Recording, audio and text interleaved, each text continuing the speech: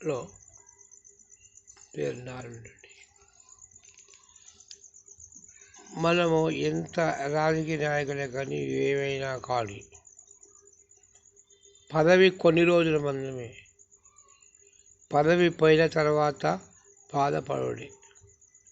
ఈ రాజకీయ నాయకులు ఏం చేస్తున్నారంటే చిన్న పెద్ద లేకుండా పేదవాళ్ళ గురించి సర్వనాశనం చేస్తున్నారు.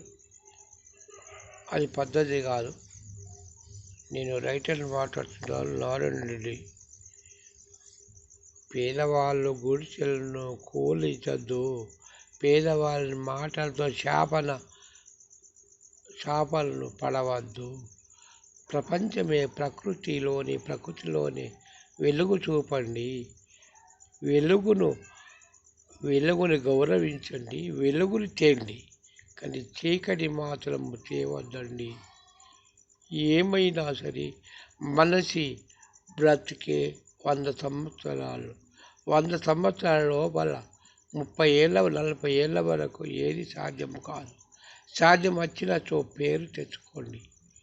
కానీ అపరూపు ఏదో శ్రీకృష్ణుడు చేశాడని, శ్రీకృష్ణుడు పరిపాలన చేశాడని మన సాధ్యం కాదు. ఆ లోకంలో అట్లే ఉంది.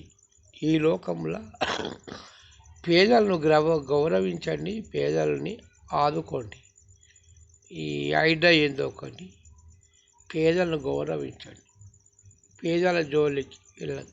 ఎందుకంటే వారి శాపాలు మనకు పడతాయి కనుక. ఎప్పుడో ఒకసారి పదవి ఎప్పుడూ శాశ్వతం కాదు.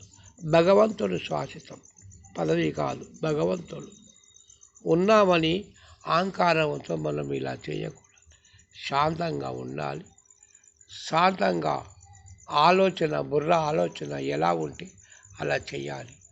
అంతేకాని ఏదో ఉన్నవారి లేనివారి చూడకుండా మనిషి జీవితమే ఒక అంకితం.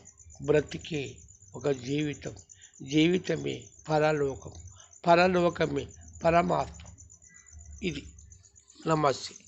నారాయణ రెడ్డి. Good night.